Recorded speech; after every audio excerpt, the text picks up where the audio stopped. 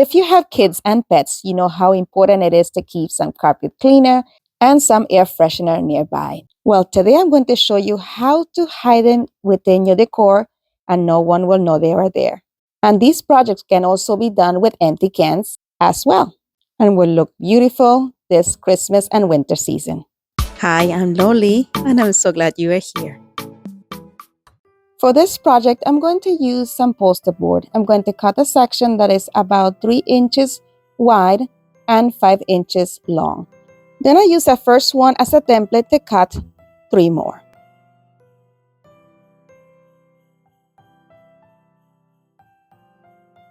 Then I'm going to take one of the pieces and measure exactly how wide I need this piece to be. And then once I determine that, I'm going to cut off the excess. Then I'm going to use the first piece that I cut as a template to cut the other 3 as well.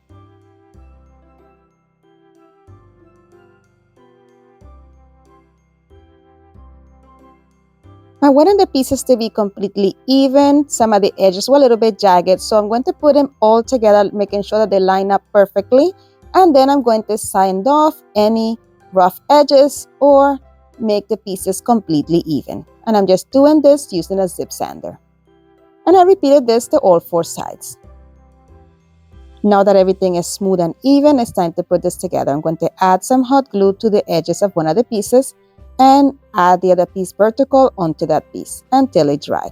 Here, I'm making sure that everything is nice and straight, and I'm going to repeat the same process with the other side as well. Today's video is part of the Just Our Imagination challenge that is hosted by Kathy Jo DIYs and Rustic and Lace DIYs, and the co-hosts this month are The Busy Housewife and Craft Away with May. Their links to their channels are in the description box below and also pinned in the comments. Make sure that you head on over to their channels and to their playlist and show everyone some love. This month, we gotta use foam board, straws, air freshener cans, and Q-tips. If you see there, I'm using the foam board, and now we will be using some straws. I took the straws and I'm going to put them against the foam board as you see there, and using the scissors and just marking exactly where they need to be cut. Once I cut that first one, I'm using that first one as a template to cut many more.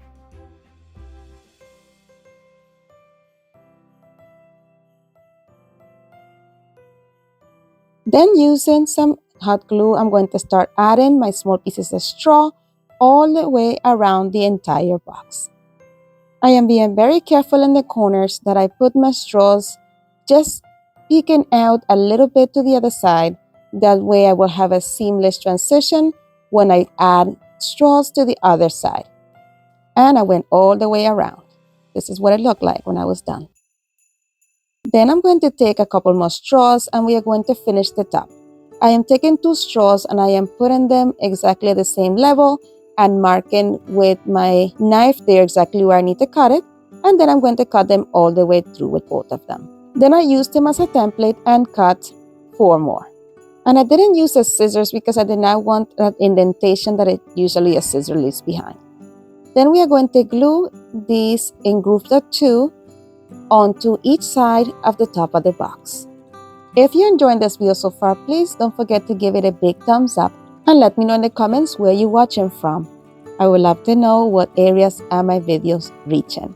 And make sure to share this video with someone who will also enjoy it, because sharing is caring and it truly helps my channel grow. All these things signal to YouTube to let them know that you're enjoying this video, and it will push it out to more people. Thank you so much. Once I got to the last side, the straw in the middle was not fitting, so I had to cut it a little bit so it will fit in between the other 2. And then the second one did fit perfectly. Then I painted the whole piece using some steel from Waverly. And I put it to the side because we will be using some Q-tips. This is one of the challenge items. I'm just going to cut the tips off and put aside the plastic pieces. I probably cut about 30 Q-tips. Here I'm just showing some. For this project, I'm going to be using carpet cleaner. This is a full container and I plan to use it during the season. Then I took this foam cone from Dollar Tree and I'm going to glue it onto the cover of the carpet cleaner. I just fan it down there because I'm using a high heat glue gun and I did not want to melt the cone. Now I'm using some of this greenery or pine pieces from Dollar Tree. I'm going to cut off all of the metal pieces that come in the bottom. But before I do anything further, I wanted to paint that white cone with that green from Dollar Tree. Once it dried, we are going to start attaching our pieces of pine to the very top of the cone. As I'm adding each of these pieces, I'm making sure that I'm holding those in place until the glue dries. Otherwise, you'll have them slide off the cone. And I continued this until I went all around in that section. While you're here, don't forget to hit the subscribe button and the notification bell so you're notified each time I upload a new video. Thank you. And this is how it looked after the first layer. Now we are going to continue to add on. So we want to add in pine to the bare areas that you see there on the green. We will be adding 2 pieces of pine to each section that looks scarce. And as we are going down in layers, we are only gluing the pine to the cover of this piece, not to the bottle. We want to make sure that we are very careful that the pieces of pine go onto the cone and they also go onto the cover.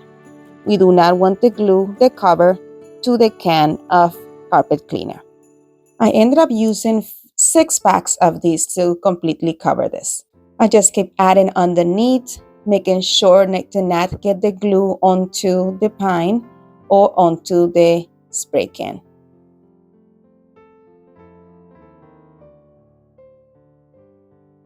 And I just continued to fill in all the gaps until I was completely done with all 6 packs.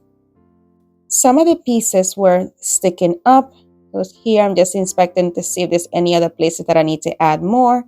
And there were a couple pieces that was sticking up, so I just added a little bit of hot glue to the bottom of that piece and held it in place down so it will have a nicer flow. And I had to do that with a couple pieces of the pine. I didn't like that you can still see some of the red underneath, so I removed the can off the cap and I'm going to paint it with 1 coat of my rich black chalk paint from Folk Art. And I chose black so I can cover all the lettering.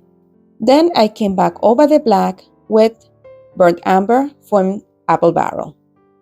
And once everything was dry, I repositioned the cap back to the spray bottle. Now it's time to put it all together. I brought back my little box there. I am adding the spray bottle onto it, or the can onto it. And now I'm going to take every little piece that I cut of the Q-tips and I'm going to place it all around the tree. But I'm adding the glue to the tip that I cut off. That way the blue will be covered. And once I had it all over the tree, I'm going to come in with the snowflake that I got at my local thrift shop. And I'm going to glue it to the top of the tree. If you recreate this one using an empty can, consider adding some fairy lights to it just to bring more of a cozy feel. What do you think about this one? I love it. For this next project, I'll be using a full air freshener can. First, I remove the plastic cover, being very careful not to break the nozzle. Then I'm going to use this ribbon from Dollar Tree to cover the entire can. I'm starting with the bottom section. I'm going to see exactly how much I need and cut off that section. Then I'm going to take some hot glue and add to the rim right here. I'm trying to keep it thin, but since this is metal, the glue tends to dry very quickly. So that happened here. So I just use my heat gun to reactivate the heat and I press it down before it cool down again to secure this piece in place. Then I continue to add hot glue all along the rim in smaller sections, and I'm going to be very quick in adding the paper onto it. And once I got to the ceiling section, I'm going to add a little bit of hot glue there underneath the first section and underneath the last section. And I'm going to overlap it slightly as you see there. And I'm going to add a little bit of hot glue on all the edges, making sure that it's nicely adhered. Then I repeated the same process with another piece to go at the center. The pattern in this ribbon is very forgiving. It's very easy to match it. You're able to just put it over the other one, just slightly overlapping, and stick it over the other piece, and you cannot see where one starts and the other one ends. And as you see here, I have a big piece overlapping, so I just pressed it down and cut off the excess. Then for the third piece, I needed it to be a little bit higher up, but I needed something to hold the shape. So I cut that piece of cardboard in a circle, bow a hole in the middle so I'm able to put the nozzle through it, and then painted it with a coat of steel from Waverly. But the hole was a little bit too small, so I added a little bit of a bigger hole using a small screwdriver, and I cut off any of the pieces of the cardboards that started to stick up. Then I repositioned the cardboard right back onto the nozzle and cut off any excess that was on the sides and put back the tip. But now comes the fun part. We're going to take the third piece of the ribbon and we're going to position it on here, but we need to put it over the bottle and over the nozzle piece of cardboard as well. So I just added a little bit of hot glue on both the bottom of the nozzle and the tip of the cardboard, and then I did a bead of hot glue all on the edges of the top section and rolled it on as you see there, so that hot glue will adhere to the piece of cardboard. And then I sealed off the edge on here using some hot glue as well.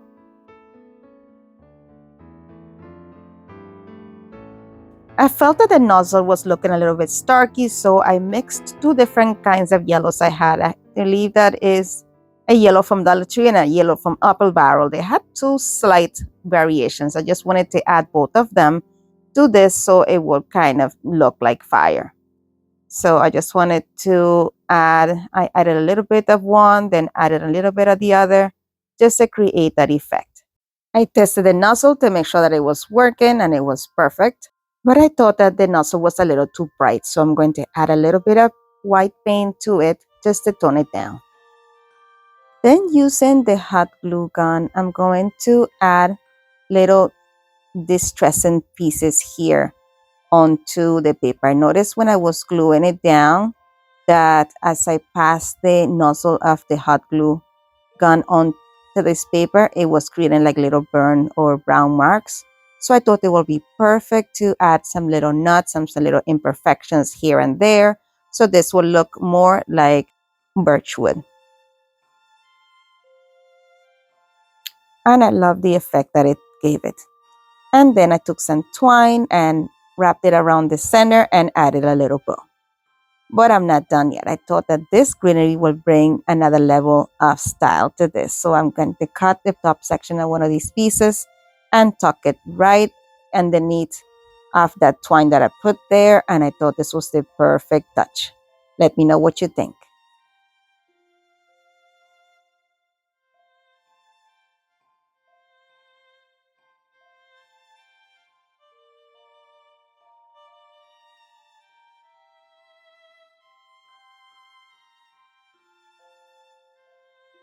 For this project, I'll be using a sock and a carpet refresher. I'm going to remove that cover off and drop the carpet refresher into the sock. Here, what I'm doing is measuring exactly how much I'm going to need, and I'm going to make sure to not pass that silver rim there and to pull this all the way down. And I decided that the belt buckle was the perfect place to cut this at. So I used that yellow line as my guide and cut off the excess. I'm going to take the bottom of the socks and put it to the side to use later on the same project. Then I reposition the half the sock back on, and using a little bit of hot glue, I'm going to start attaching it to this. If you notice here, I'm adding the hot glue to the bottom of the rim. I want to make sure that the rim, that silver rim, is not covered by the fabric because we will be needing to put the cover back on, and if that happens, we will not be able to put the cover back on. So here we're just leaving a little space for that. Once the top section was nicely adhered, I'm going to repeat the same process with the bottom. But here at the bottom, we do not need to make sure that that silver portion is uncovered. I'm just putting the fabric just a little bit above it so it will be standing nice and level. And I put the cap back on. Now it's time to make a hat. For that, we'll be using the piece of sock that we cut earlier on. I'm just going to cut off the excess on the sides, turning it into a triangle. And then I flipped it inside out, and I'm going to glue the sides using hot glue. If you're still with me this far into the video, I want to say thank you so much and leave me your favorite emoji in the comments so I know who you are. Alright, so once this glue dry, we are going to flip this back over, and we're going to make sure that the tip is nicely out as well. And I reposition it back onto the cap. Guess what? It looked like a nipple. You'll see it here in a second.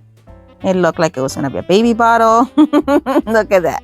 But that's not the end, right? I sanded the cover very nicely just to knock down some of that shine because I will be painting this. So I just want to make sure that my paint adheres. I removed all the dust and painted it with 2 coats of sun-kissed peach from Apple Barrel. To give this life, I'm going to take some of this black, rich black from Folk Art and a small paintbrush, and I'm going to paint in some eyes and a mouth. I'm just going to create 2 ovals and a smiling mouth.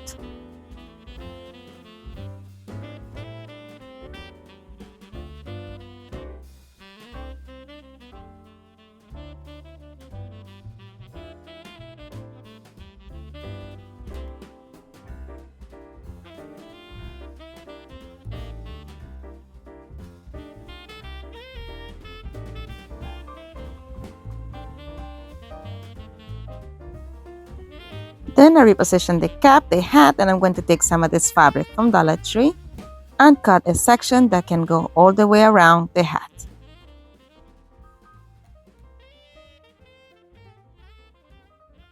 Using a little bit of hot glue on the edges, I'm going to glue this all around the bottom of the hat.